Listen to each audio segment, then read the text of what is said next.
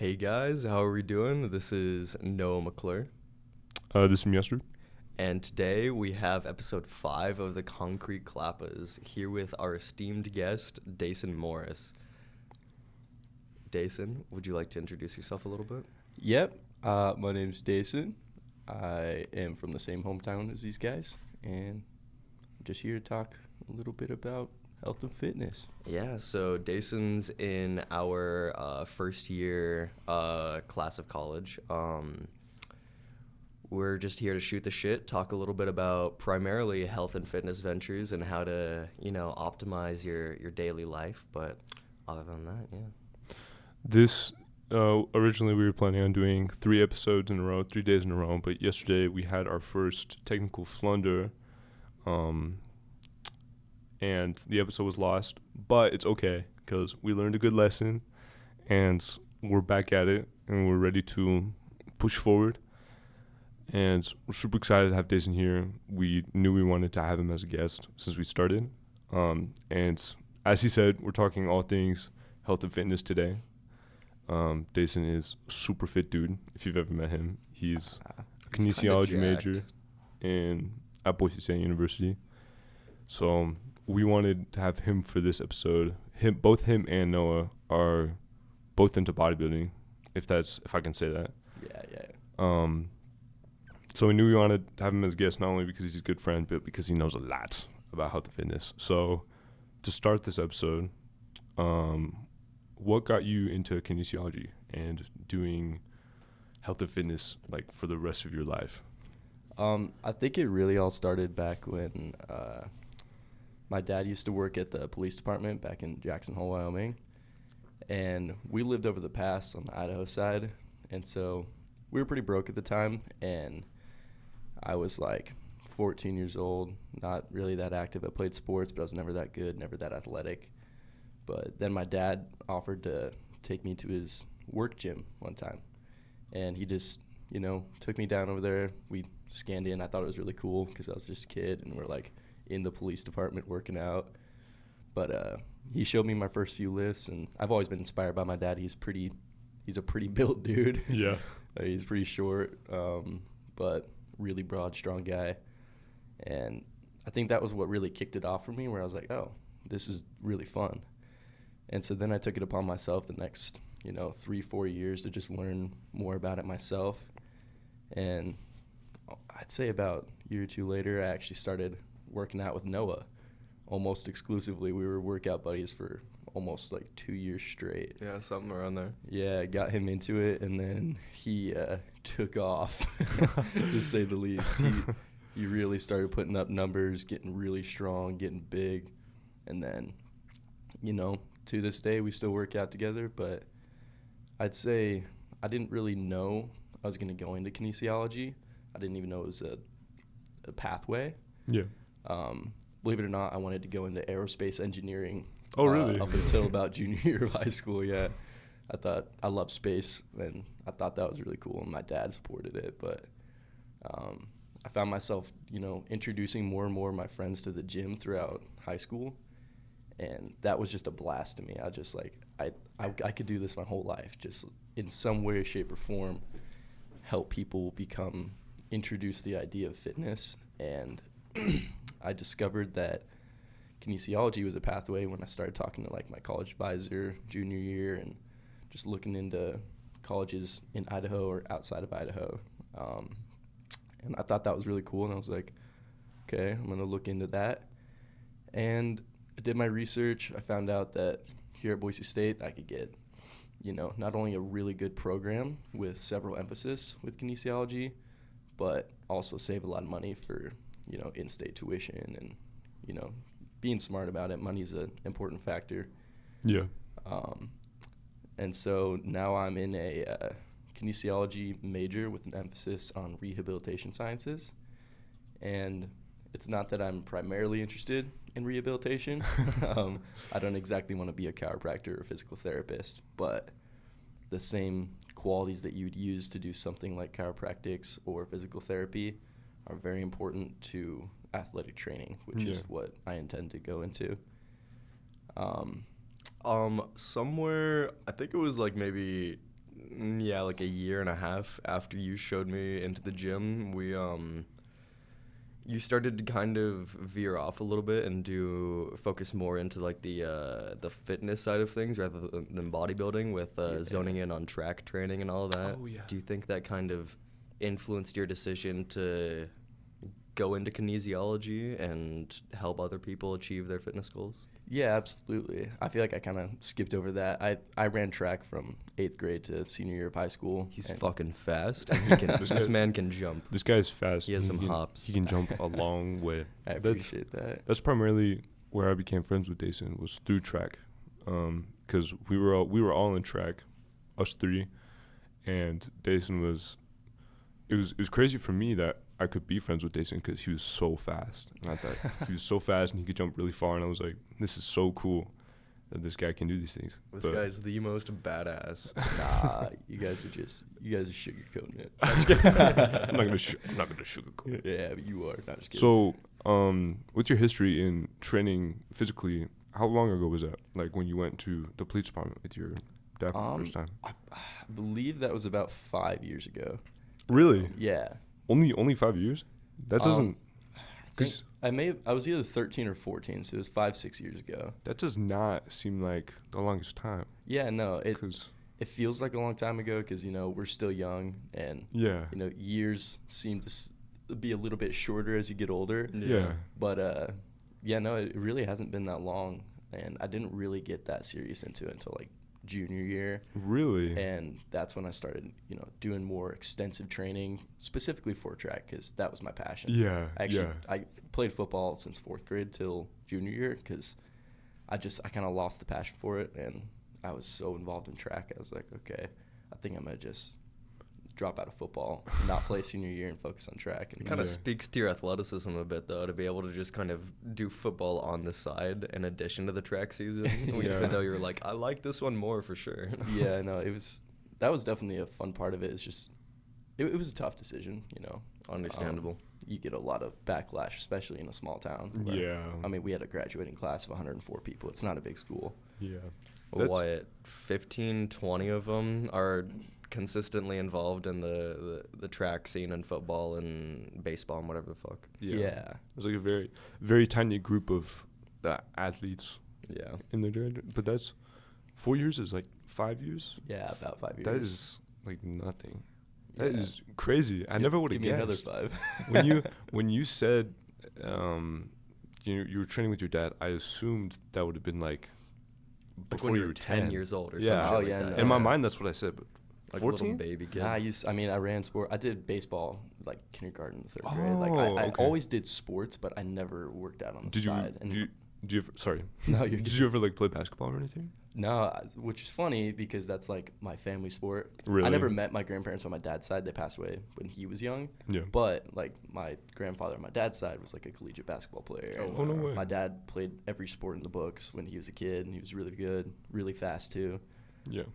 But no, I never got into basketball, and almost wish I had. So you were supposed to be balling, but instead you're just running away from your problems. Exactly. Yeah.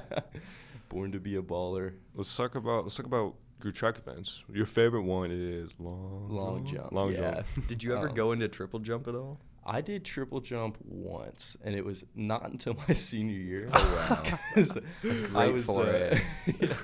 I was super prone to shin splints, just genetically, weak feet, weak ankles, and we'll jump a little bit more into like, Yeah. the specifics of your body and how that Injuries stuff works. and But yeah, no, shin splints kind of held me back from trying different events. But I did triple jump like once. I got like 32 feet or something, so it wasn't awful for the first time ever. a measly 32 feet. A measly 32 feet. I can't even fathom how long that is. No, it's fun though.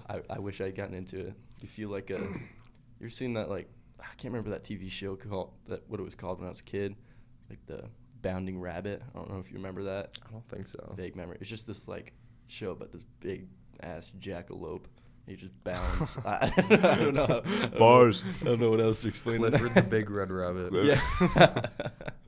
So what? Speaking of injury, I watched a video of you bending your knee in half. Oh my Tell us a gosh. little bit about that and how that Yeah. impacted your track career. So We got a new coach senior year, and he had a lot of qualifications, and he knew a lot more about, how to properly prepare for the track season, even though he's a football coach. Yeah. But he introduced us to the idea of doing indoor track, which I didn't know was a thing because small town, there's not a lot of opportunities. Yeah.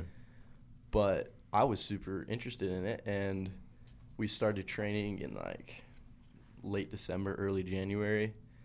And, we could only train inside. There's snow outside everywhere. There's like 5 feet of snow. So, like, there's nothing we can do outside. And minimal training. Went to an indoor track meet at BYU Provo, Utah, which is a pretty renowned school for our side of the country. Yeah. And I ended up waiting, I believe it was like 9 hours until I could finally long jump. And I didn't get to long jump until 11 o'clock at night. Oh my gosh. And so I tried my best to stay warm, and it wasn't working. But by the time I actually went to jump, on my very first jump, I got a beautiful run up. Like, I don't know how to explain this. Perfect speed, probably the fastest I've ever run up to a long jump plate. And then I took off weird. I kicked my other leg. I kicked my jumping leg with my right leg because I was tired, not focused, midair, and landed with a straight leg in the long jump pit and folded my leg backwards. I ended up tearing a little muscle called my popliteus in my knee, which is a small muscle that connects your calf, the top of your calf, to your hamstring, on like the backside of your knee. It's tiny. It's not the like popliteal is the whole calf, right? Yeah. That's like the whole upper region of the calf. But that injury, I still say I'm lucky because I showed the video to the trainer at the meet, and she tested me for tears and everything, and I was lucky to not tear my, MCL, LCL, PCL, which are like the left, right, and front part of your knee. And I'm going to take that blessing, but it did impact my senior track season, which was a bit devastating to me because I was really excited. I was prepared to, actually be competitive at state this year. Yeah. And I ended up barely squeezing into state, didn't have any PRs that season, and then didn't do well at state. I don't think I even placed top 10. And Really? Yeah, it was a bit devastating to me because I was really prepared to jump, my goal that season was 22 feet. Yeah. Because my previous PR was about an inch short of 21 feet, and I was a lot faster, a lot stronger, more developed, but that held me back, which was tough. But, when it comes to injuries, best thing you can do is assess it, come to terms with the fact that you're not going to be able to train as hard, but just do your best to recover as quick as you can and be patient. Just to be able to get away with your leg not torn in half and still be like squatting as heavy as you do and training as hard as you do is kind of a miracle. Yeah, I'd say I'm pretty lucky that I got to continue training to some degree. It was frustrating in practice. I couldn't What run was as the fast. recovery time roughly on that? Well, Like, obviously you were trying to do like some PT and get your strength going through the injury, but yeah. So the actual recovery, I didn't fully recover till after track season. Yeah. Well, after track season, like I still had a little bit of pain. I remember in the summer you discomfort. were having a little bit of trouble. Yeah, if I was training too hard during the summer, just because I like to stay active all year and work out, but during the summer I would do like squats or hamstring curls, stuff like that, and I'd feel a little bit of pain in the backside of my knee. Never really went away till, honestly, not until a few months ago. Towards the beginning of the freshman year of college. But it was never bad enough to where I was like, okay, I can't train hard. That's good. I'd say I was back to pretty regular training after, 2-3 months. But 2-3 months is a lot To be just completely taken out of it. Yeah. The track season's short. Yeah, it's short. And then Maybe of course what- you get an extra like 2 weeks with districts and state. Yeah. But It's like Three- February through April. Yeah, like 3.5 months. One, February, March, yeah, and then state goes into like the first week of May. And I got as prepared as I could, but it held me back. Yeah. Can only do so much. Did having that injury convince you any more or any less to go into kinesiology? Oh, that was my set in stone. Like, Really? yeah, so I had already committed to Boise State Yeah. before that, like well before that. I committed like October of last year.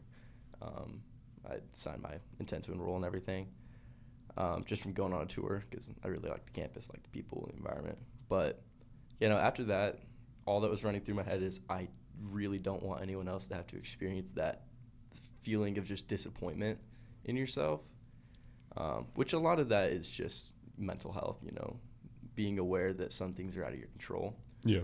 But after that, it immediately just ran through my head. I was like, okay, I want to do everything I can to become knowledgeable as a trainer, as, a health and fitness influencer in the world, really, and try and work my way to a higher level where I can train athletes in a similar position where they really want to be better and they want to be their best version of themselves, but they don't have the resources or the knowledge to do so.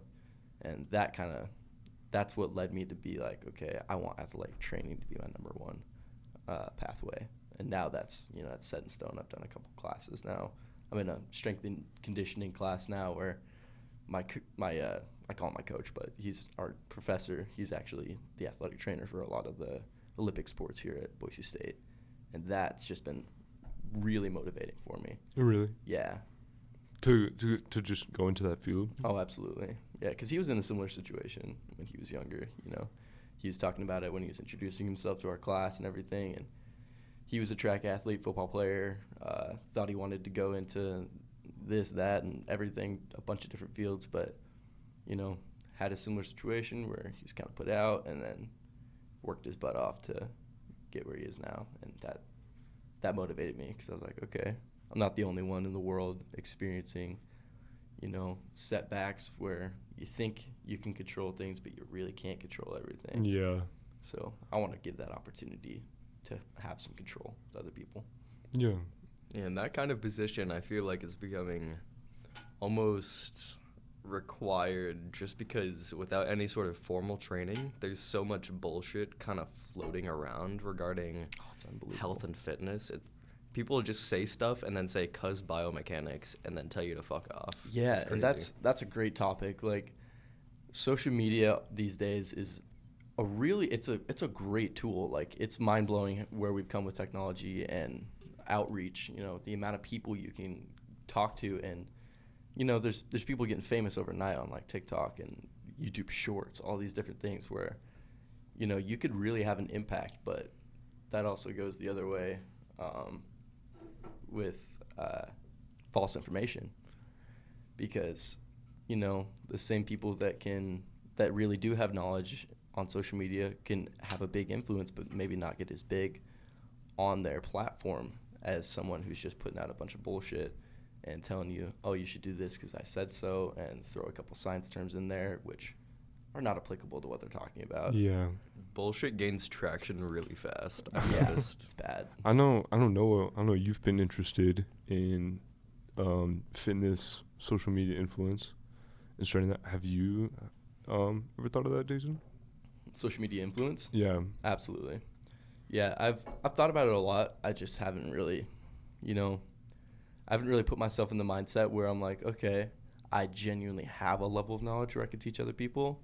I feel like I have a baseline knowledge where, I probably know more than 70% of people my age. Yeah.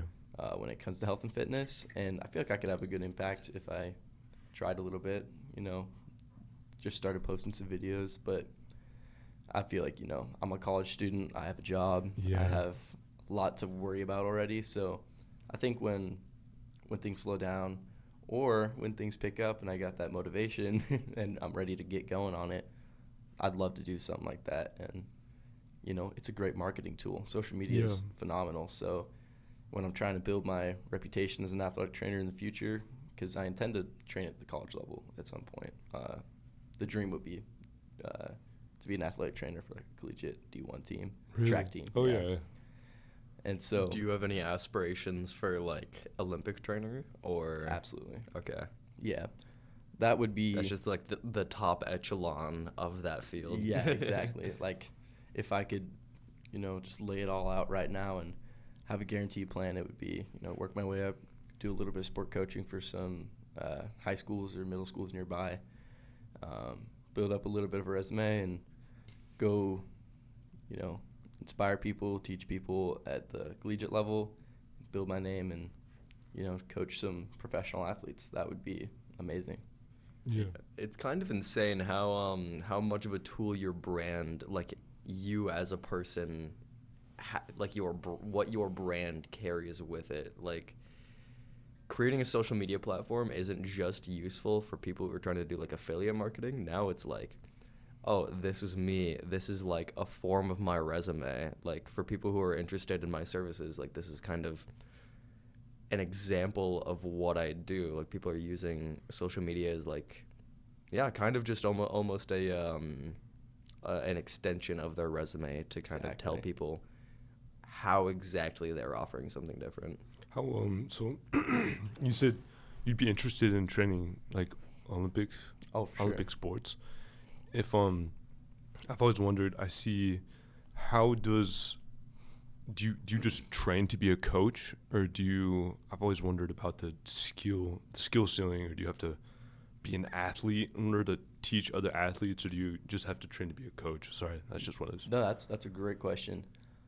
So it's really complex, especially when it comes to athletic training, because in our society, technically speaking, I would not have to even go to college if I wanted to train people to any degree, because technically you could be a sole proprietor, you could run your own company separately from any, say, NFL team, Olympic team. But to be affiliated with like a university that's the difference. So to work with a university, you do have to have educational qualifications and certifications. And that's the majority of it. You have to go through these training programs, which, cost quite a bit of money. So I haven't gotten on top of that yet, but I'm going to have a full-time job next school year. I'm going to be working this summer, making some good money, and I think I'm going to get my first personal training certification this summer. Oh, really? Yeah. I think literally on my first paycheck of the summer, I'm going to sign up for the ISSA personal training certification program. Same, actually, with the ISSA. Exactly. I recommend it simply because I have a lot of friends who have gotten that done in a pretty short amount of time, and it's a little expensive, but there's a price to pay to make more money and to get in the field you want to get into. There's a difference between being jacked and being like, yeah, I did like a month or so worth of this online course, and I have a couple years worth of like my own research and personal education, and like having some substance to the stuff that you're saying. Agreed. Do you have any interest in if you had to pick any other career option, what career would you choose other than anything like fitness related? Yeah, what completely outside of the health and fitness realm? So I wouldn't actually consider it a career. I would delve all my time into entrepreneurship. Really? Yeah, because I have, my dad, like I said, was he was a police officer and detective for years, like almost 15 years, back in my hometown. And as I said, he's a big inspiration to me. And I watched him, go through the hardest time in his life about 3 years ago, and just, really going through it. Like, we were building a house. He smashed his face, like, almost died on the job. Like, several things while still working at the police department and trying to start up a new company. And we ended up starting 2 companies, let one ride out, and now my dad owns a successful company back home, making his own money, making his own hours. And that to me is success. Freedom is success. Freedom of your time, a choice of whether or not you want to work really hard or not work as hard. And that's what separates, the people who are going to be successful in entrepreneurship and those who won't. And I have some knowledge, probably more than a lot of kids my age, about, crypto and stocks and just the overall world market. Yeah.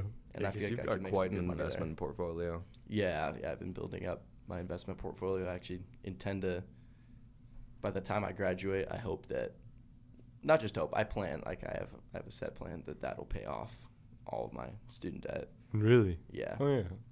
And Yeah, no, if I had my choice, I would make a lot of money doing some entrepreneurship, getting into some real estate, not a real estate agent. Shout Like out to all the investment real real estate estate. agents, but not my thing. I don't want to have to be It's a glorified salesman. absolutely. But yeah, investment real estate. And once again, all due respect, my aunt's a real estate. What do you even call them? The people that show houses. Agent, yeah. Yeah, agents. They make bank. They make But a they lot make of fucking bank money. by really convincing people that this is the right choice. And Yeah. quite It's- often scamming people, but Yeah. not everyone is. You know, there's good real estate agents out there. Yeah, For my, sure. There's good and bad cops. Yeah, exactly. my grandpa was a real estate agent. Anyways, Good to hear. that's the reason I asked that question on what other career you would do is because I know a lot of the trainers I personally know didn't go into a degree where you train. Like all the trainers I've trained with in running, it's like Mindy Kaufman, and she went to school to be a teacher, and she's a teacher, but she just trains on the side, and she's a great trainer. So do you think you could get to the same level of educating others without a degree, or do you think the degree is important? I think for what I'm trying to do, the degree is really important because, like we were talking about earlier, there's a lot of false information and there's a lot of misleading information that's not necessarily wrong, but not applicable to what I'm trying to teach people. Yeah. And so, I mean, just in the few months I've been at the university here, it's the amount of knowledge that I've expanded into what I already know has been awesome. I mean, I went from knowing hardly anything about the actual methodologies and philosophy of being a coach and the specifics of, you know, anatomy and physiology. And a lot of that was just words to me that didn't have any association with what I already knew. And so I feel like that baseline knowledge of what I already have is really influential, and I could be a personal trainer right now. I think I could drop out of college, get my certification, and be a personal trainer, but I wouldn't make that much money. Yeah. And, you know, my passion is really to influence people and to change people's lives, but, you know, you got to look out for yourself and your future family too. I intend to have a family in the future, and so I want to be able to provide and, you know, make good money because that's a big factor. Yeah. A lot of people will pretend they don't care about money, but, you know, we got to talk about both ends of it. You can be passionate about something and just have to work a little bit harder than the other person if you want to make good money in the field and be comfortable. And, you know, I believe money can be used as a tool to influence more people and help more people. Yeah. To an extent, money is freedom. Exactly. At least in our day and age, Yeah. it really is. Noah, would you ever be a trainer? You said you wanted to So, get your training certificate. Yes, I do want to be a personal trainer. The problem is with making money in the health and fitness space, it's so competitive that if you want to be on the upper echelon of things, you either have to have a ginormous brand, usually through a social media platform, or you have to have an enormous repertoire of education, like these doctors and fucking physical therapists and blah, blah, blah, or whatever. Yeah. So as far as personal training is concerned, it would be essentially a side hustle until I graduated and started doing what I wanted to. And even then I could still continue to do it, but it's not like I would never expect to be able to just start doing personal training and make as much money as I would be going to school for something, if that makes sense. Yeah, Gotcha. it just makes sense. So, personal trainer, or not personal trainer, collegiate trainer. Yeah. That's the plan, just collegiate. Yeah, for now, that's the upper plan. That's part of why I changed my emphasis. When I first got to college, it was kinesiology with an emphasis on human performance and exercise science, which in my mind I was like, okay, that makes sense. That's what I'm trying to do. But then I looked at the actual training programs and the master's program here at Boise State, and the rehabilitation sciences aligns a lot more with similar classes where I won't have to take as many extras to get my master's in athletic training, which is typically a 3-year degree, but I have some credits from high school. I believe I can graduate my master's in 2 years. That'll be insane. So to me, that's worth it because the difference between making, you know, $45,000 a year on the upper end as a personal trainer, and making, $75,000-$85,000 a year as a high-level D1 athletic trainer. That's worth it to me, especially because it's really cool that in personal training you can meet a lot of different people who have different goals. But to me, I'm a really, self-intrinsic motivated person.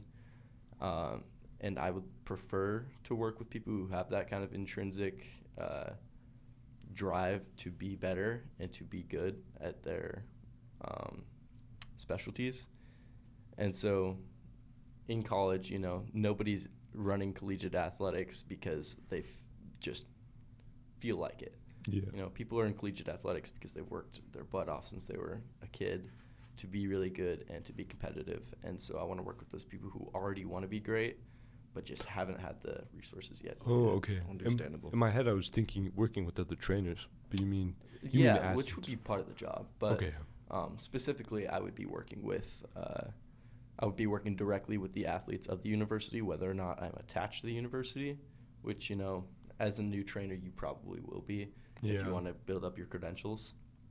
But, social media is an option, and if I decide to go that route, I may not have to be attached to a university, and I could be a sole proprietor trainer, which would allow me to make my own hours, decide who I do or don't want to train, and decide how much I want to charge, which is a pretty cool factor. It's very seriously worth considering, because Absolutely. the only real barrier to entry is just a large platform, and it's kind of hypocritical for me to say because I've been planning on starting something for a little while now, and it's essentially just time in the space and continually putting out high quality content. Like if you just do that over and over and over, eventually you'll gain traction if you have enough time in the space. But it kind of sucks to start early, especially when you're not 22, 220 with a six-pack and on trenbolone acetate. Yeah. It's that there's something to be said for body image in the social media realm. Absolutely. You could probably count on one hand the amount of influencers you've seen if you've looked up, health and fitness influencers that aren't already jacked and shirtless in every intro you've ever seen. I don't know if everyone's ever seen those V-Shred ads. They're on everything. Anytime you watch a health and fitness video, there's these V-Shred ads. Cardio doesn't burn calories. Yeah. V-Shred's the dude with the... who does he look like? He looks like Kiowa. Yeah, a little bit. Yeah, he looks like a model. Yeah. And he's looked the same. He's been putting out these ads for years and selling these bullshit programs. And no hate towards him. Doing what he's doing, but it really is like the crowd he's speaking to.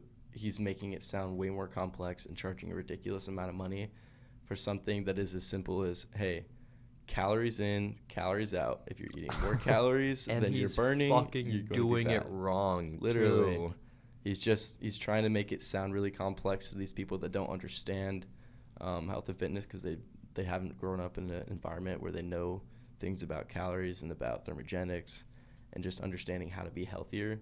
And so they're showing all these weight transformations on his ads and on his videos and saying that, oh, this program is what did it for him, when I guarantee you those people, first off, probably just understood what they needed to do in the most simplistic manners of losing weight, which is stop eating so much and exercise more.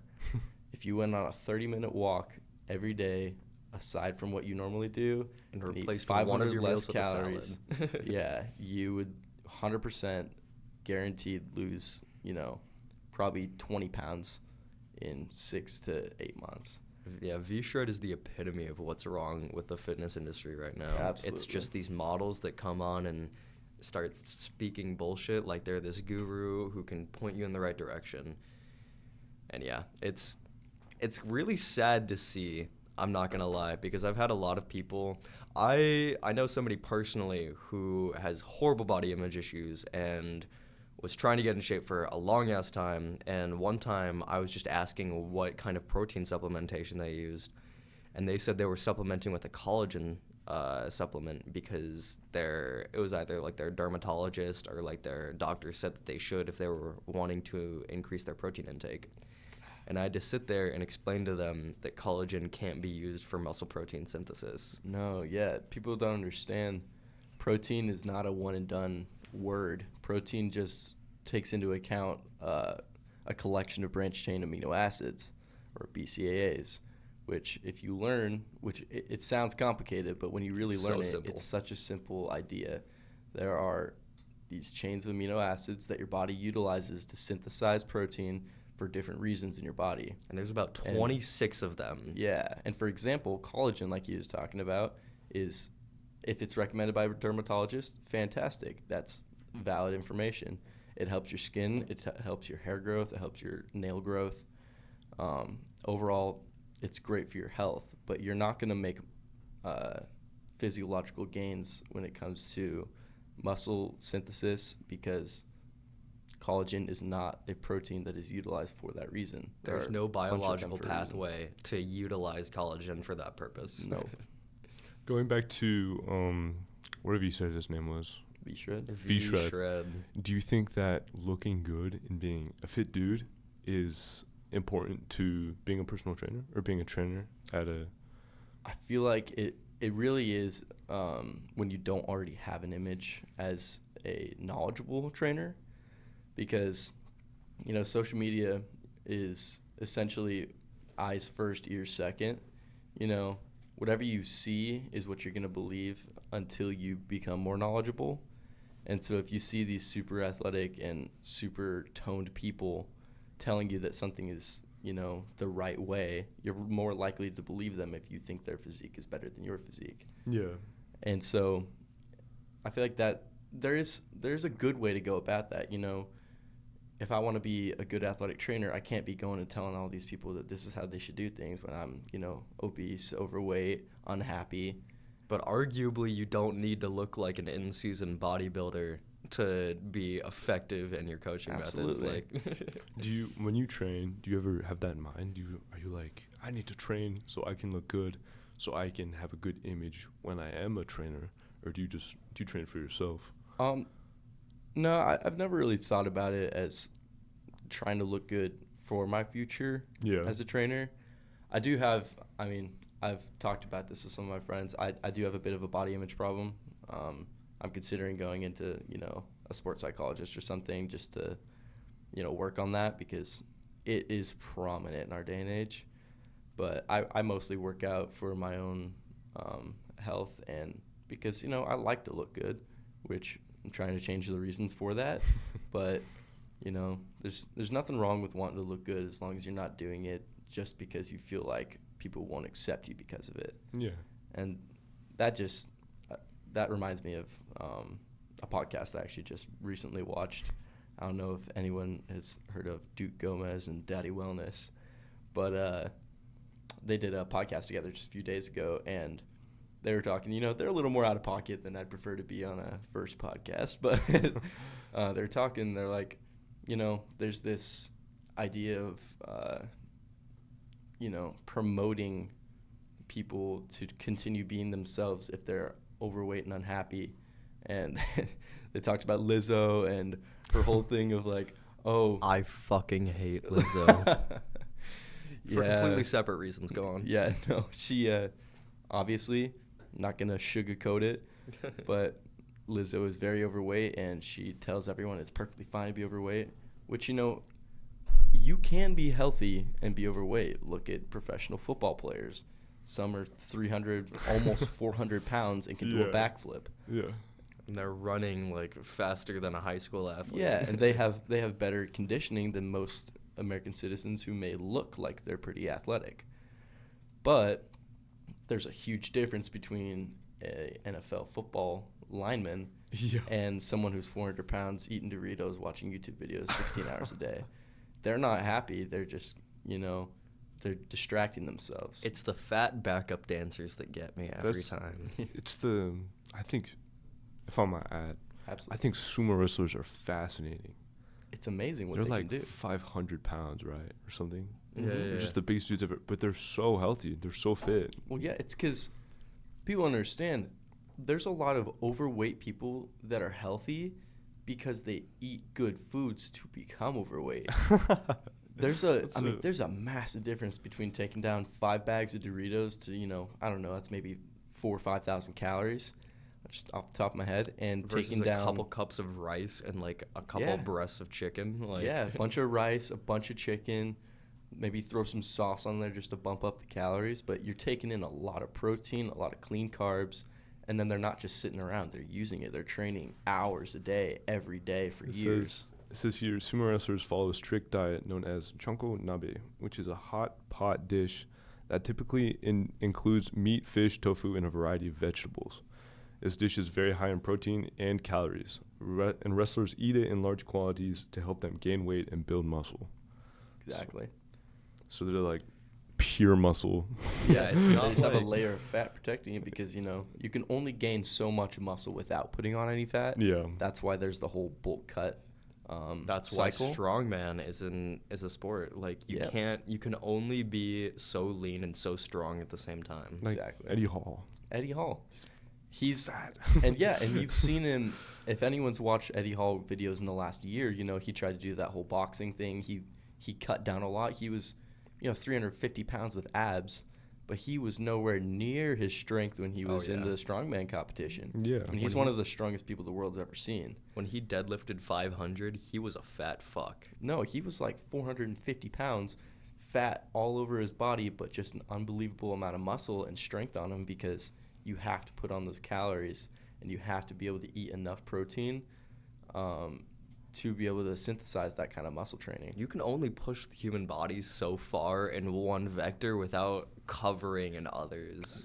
Without synthetics. I love the summer Olympics because each sport the athletes look totally different. Oh, for sure. Cyclists, massive legs, but then they're fucking tiny. They're tiny on the top.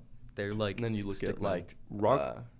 Sorry. Oh, my bad. No. Sorry. You look at rock climbers. They're huge up top. Their legs are tiny. These massive shoulders. You gotta keep them mobile. And then look at the marathon runners. They're just twigs. Yeah. Because they gotta run forever. And then you look at something like a shot put thrower. You look at or a discus thrower. They're freaking huge. These guys are massive. They look like couch dwellers. But in reality, these people are so strong, so technically skilled that they can throw a 16-pound steel ball like 75 feet. Yeah.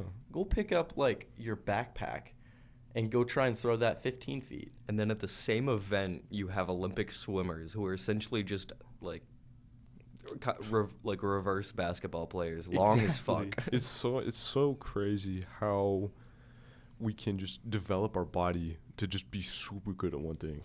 I think that's so cool. Yeah, and that's another reason why I absolutely love being in college and having a bigger, broader perspective and having all these classes where we dig deep into one subject for a week or two. Yeah. I just recently in my sport coaching kinesiology class, we talked about swimmers and about abilities and skills and the difference between abilities and skills, which in a nutshell, an ability is something you're born with. It's your genetic cap to what level of a certain athletic ability you can do.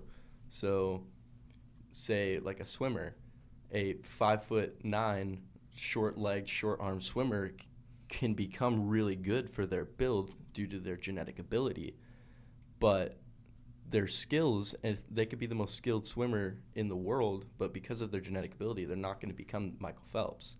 And then you look at Michael Phelps, he's got unbelievably long arms, super long legs, and a super long torso, my bad, and objectively pretty short legs for his height. He's like 6'4" or something like that, or 6'5", I can't remember.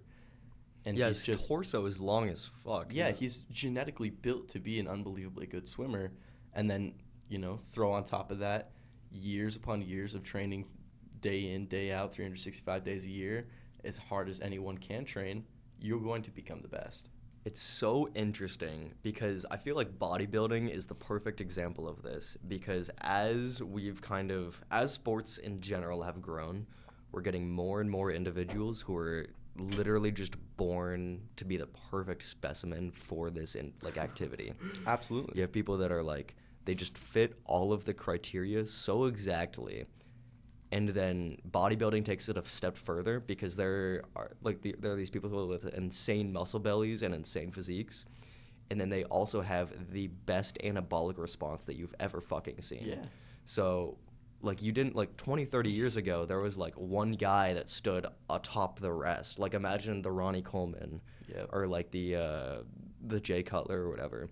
But now it's, like, there's fucking 20, 30 absolute freaks, monsters up there competing with each other. And I just find it so interesting how we've seen, like, the genetic phenoms of a given sport kind of, like, multiply almost. Like, there's more people that are just so good at this shit. And I don't know about you.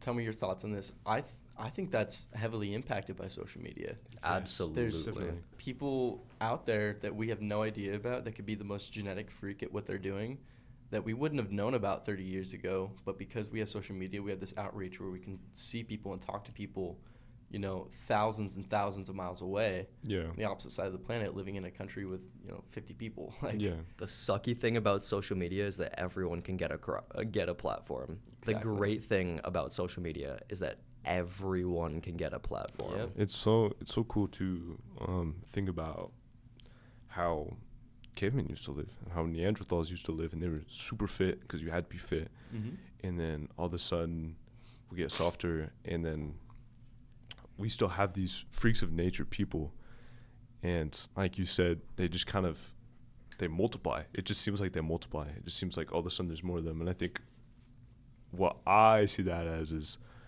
more, obviously they're more inspired to try as they see more coverage of sports and things. Mm-hmm. But I also think that it could be a big thing for parents to be like, oh, you know, my dad was in the Olympics, my son could be in the Olympics. Exactly. I could push that narrative. Yeah, this kind of idea of, like, a successful lineage, or I can't remember what it's called, a nepo baby, when Nepo baby? when Yeah. the kids take over the business that the parents started. It's definitely gaining, or it's gained a lot of traction. It kind of lost some, but then, like, the year 2000-ish, it's kind of, like, getting a bit more popular to be like, oh, I'm really good at this shit. My wife's also really good at this shit. Our baby's probably going to be super mega good at this shit. Yeah. That's So why, just kind of, like, throwing them onto that train. that's why I don't like the Winter Olympics, because the sports are so niche. Yeah. It's like, To be an Olympic snowboarder, you have to have been snowboarding since the time you were born. yeah, and like, what's the one? Mongol skiing? Oh my Oh, God. moguls. Moguls. Moguls. Yeah, Moguls. yeah, that's what it's called. What, like, how do It's you just- how do you How do your start? knees Bumps. handle How do you that? start? And also, like, bobsledding. Yeah. A lot of these. That's Fucking the cross country skiing plus shooting. I think okay. That one's cool. That Yeah, one's that cool. one's sick. But it's just so many of these, like the ski jump where you jump and you do a ton of flips. Yeah. Where do you start? You have to have been put in that situation. 100%. That's just what I see. Like, from our hometown, we have, I forget her name. Yeah, We yeah, I have, know who you're talking we about. have an Olympic skier who's, you know, silver gold medalist from our hometown, or right near our hometown, Jackson, Wyoming, that actually came and talked to our school and everything. And I think she spoke a little to that about Yeah. the fact that, you know, she was born into it. Yeah, I mean, she had to have that influence of her family it was. because her dad Yeah, was an Olympian. Her mom was super athletic. I grew up rock climbing with Kai Jones, and that kid's now skiing in, like, Japan and, like, the Swiss Alps, and He's got Gosh. like 150,000 followers on Instagram. He's, Yeah, he's 17. sponsored by a couple different brands, Sponsored by including Red Bull, too. including the one that his dad owns. Yeah. The combination of these nepo babies and the fact that if you have a population of 7 billion and you add another billion, you're going to get one more kid who's 1 in a billion in terms of, like, this one specific skill. Yeah. That's a great point. So the numbers keep going up, and it's just too much progress all over the place. Yeah. that's why I think I like the Summer Olympics more, because sports are more raw. Yeah. just run. It's some really niche but really impressive The sport. Yeah, fact that they yeah. added rock climbing makes me so happy. It's Dude, so rock cool. climbing is so fun to watch, especially when they're pros. Rock climbing's Yeah. fun to do as well. You Yeah. feel so badass while you're doing that shit. Once Yeah. you get done, it's like I've only rock climbed like 5 times, and every single time I leave, and I'm like, holy shit, I didn't know your hands and your forearms could be that sore. I And used it's to just do like, oh, I want to do it again. I used to do some competitive rock climbing for a good few years, and probably that's some of the most fun that I've ever had doing a sport. Like the indoor gyms, going up like 20, 30 feet in the air, and like having the rope like attached to me, and like climbing on the roof and that type of shit. So fun. It's a blast. It's so Oh my fun. gosh. Training is sick. Thank you, rock climbing. That takes me into another point I wanted to talk about. It's something I've talked about in a lot of kinesiology classes, because our biggest goal as a kinesiologist, which can take it, I mean, a kinesiologist can be a million and one things. Yeah. It's a huge field. But overall, It's like all kinesiologists. the business major of exercise. Exactly. All of our biggest goals is to be able to introduce people who do not normally have a active lifestyle into an active lifestyle. And we've talked about all these youth programs and stuff like that to get people into it. And, you know, us talking about all these different sports and all these million and one niches, that it really does make it motivating for anyone out there who's just like struggling to find something to motivate them that seems fun enough and worth their time to go out and do something active. Just do a little more research. There is always going to be something really fun and really attractive to you that you can start at a really low level and have a blast doing it and become way more healthy just from getting outside. Or hell, you could even be inside doing a sport, something like jiu-jitsu or A lot of people martial get arts. caught up in the age that they start them as well. They're like, Yeah. I'm not going to be a professional because I didn't start when I was 2 years old. It's like, bro, who gives a fuck? There's so many people on this planet. Think of how big the Olympic roster is compared to 8 billion dudes. Yeah. And that's earlier in the podcast, you said I started training when I was 14, 13, and I was blown away because you're big. And I assumed that you had just been training forever. And part of that comes from, I assume that I can't get any bigger because I'm not 10. Yeah, And I can't start now. And while we're on that, just speaking from my perspective, I came to college with you as a roommate. Yeah. You know, Oh, running also- sports with you in high school. Sorry. Dason's my roommate. I Yeah. forgot to mention that. Important, Sorry. important A little bit of information. info. Yeah. So I see this Keep guy on a going. daily basis. And when we moved here, I mean, he came from high school being a cross-country runner, which you have to have a certain type of physique for that. You have to Yeah. be pretty skinny. You have to be really physically fit. Oliver was a long dude. Yep. And we came to college. It's only been, less than 6 months that you've been, consistently training for hypertrophy, trying to get bigger. Yeah. And this guy looks like David Lade. And it's insane. People are like, oh, I'm too scared to try it. And it's like, okay, well, we have this previous cross-country runners. That was like what he was really good at athletically for a long time. And, he has some experience doing calisthenics and stuff like that, push-ups, Yeah. pull-ups. But then we come to college, and within 3 months, I saw an unbelievable change in his physique. And, not everyone's going to recognize it because they're the ones making the progress. So it's Yeah. hard to see your own progress. Yeah. But just something to be said for that. I've watched it firsthand with a lot of my friends. Noah, for example, in 3 years, he went from, no offense, No, I kind was of a short, chubby I was a little fat piece of shit. yeah, kind of a short, chubby little youngster, because he's a year younger than us. But too about smart for his exactly old grade. a year younger than Dason. Yeah, his birthday's a day before mine, a year earlier. But now I watched him go from, holy shit, what is the gym, to quite literally a bodybuilder. I've seen him at his prime physique. The man looked like an absolute menace to society. One of the things that's really fucking cool about weightlifting in particular, like both bodybuilding and powerlifting, is that there's not too much of an advantage to starting at 10 years old as opposed to, say, 13, 14, 15 years old. As long Absolutely. as you're, relatively athletic going into it, you're not going to see too much of a difference unless you're starting past the ages of, 15, 16, 17, 18. Yeah. The biggest So, thing that plays into that is just a skill curve. Yep. And as long as you're kind of there's things like I grew up playing tennis, Mhm. and I was super fucking good at it. I I could play ambidextrously. No way. Yeah, I was doing forehands with my left and my right. I was fucking good. I was winning tournaments and shit. And then we moved to where I went to middle school with these guys, and there was essentially like nowhere for me to play. And so I was like, oh, well, I'm fucked. The only thing that I started like really young at, I can't do anymore. It's it's the fear of FOMO, the fear of missing out at a young age because you're scared you're going to get old and you're not going to be able to do it. But you're right in that there's truth to starting whenever you want. I was in middle school. I didn't pick up the trombone until 7th grade. And I thought because I was a year behind, I wasn't going to be able to do it. And I ended up learning wrong because I wasn't. But I'm so grateful because I feel like if I didn't start a year later, then I would have dropped out before I got into high school. And a little side note, this guy's in the jazz band here at Boise State playing trombone. So I'm second chair, by the way. This guy pops off. It's like just the fake fear of feeling like you're not going to be able to do this thing again. So trying as many things which I feel like is good for young people. I feel like it's good for people to kind of have that fear as in, like, I should try as many things as possible.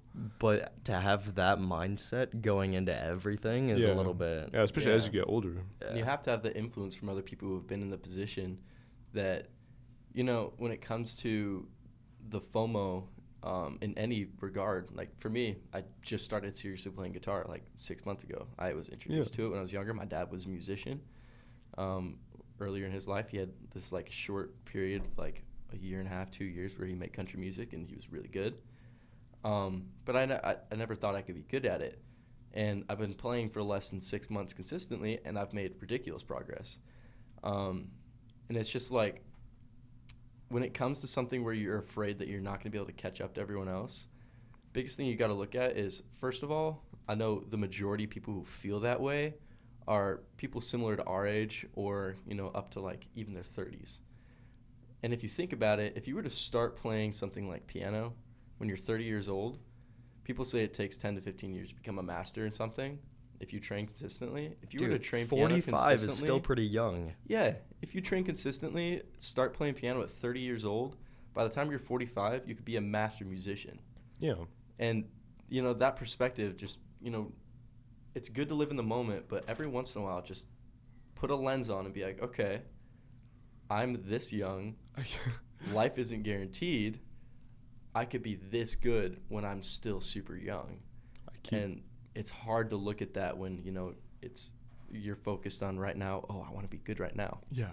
You have to be patient. It's really hard to balance your motivation between kind of living in the now and looking at the meta narrative of what's happening over like a span of years, for example. Exactly. It's just, if you think of what you can accomplish in the next year and then think of what you can accomplish in the next 10 years, your list of goals is so wildly different. You just kind of need to prepare for like all of it. You need to be productive in the now and realize, wow, you've got a lot of time to get this shit done. 10 years realistically is not that long of a time. Like, it's really not. Let's say you're supposed to retire by the time you're 60. I'm under 20 years old, so I still have another 2 of my lifespans left until I'm like even supposed to like stop working and start like just chilling out. Exactly. I keep coming back to this, but when you said you started training 14, I felt like it was so undermined. But 5 years is still a long time. Yeah. 5 years is a long time to do one thing. And that was something I was thinking about earlier is, you know, I trained for 5 years. I had this knowledge, and I got into it for 5 years. But the difference is I was not invested for 5 years. I was not dedicated for 5 years. Oh, yeah. You were dedicated. Hardly been dedicated. Yeah, it's even less than 5 years. Yeah, so like if I really were to take all the time that I was severely dedicated to getting more athletic and getting big, it was probably a total of less than a year of time where I've really trained hard to get where I am now. And, you know, if I could do it all over again, I would become a little more serious about it and stop worrying so much about all these external factors and just be like, okay, I'm going to get better for me. And if I had done that, I mean, in the least egotistical way, I would be an absolute menace now. Like, if I had 5 years to train through puberty and all that, being 19 years old right now, I'd be huge. But. Yes, but. But, development is a personal thing, and that involves mental health. That involves your daily life. You can't become really good at a physical activity if you don't have all the mental right. And that's been my hump I've been having to get over for the last 3-4 years. Yeah. And, now that I'm doing pretty good that way, I'm pretty self-secure, a lot more than I used to be. I feel like there's a lot of progress. And it sucks because some people refuse to allow themselves the space to not completely and wholly dedicate themselves to a goal. Mm-hmm. They assume that unless they're trying with everything they have and they're giving it 100%, that they're not going to reach where they want to get to. And obviously you need the right mental for that, like you were saying, but like you can still make a fuck ton of progress in a given vector by just paying attention to it for a long time. You don't have to dedicate yourself every day. That's why discipline is so fucking good at what it does. Exactly. You don't have to be motivated, but if you just have to be consistent. Mm-hmm. This Morris, we're out of time. All right. Thank you so much for joining us. Well, thank you guys for having me. This was a blast. This was episode 5 of the Concrete Clappas. Well, technically this is episode 4. We lost episode 4 to the depths of the recording software. And it was quite a good one, too. We had a homeless man come in and steal my skateboard. Yeah, it was funny. Yeah. Thank you all for listening. And we will see you at the next episode. Toodles.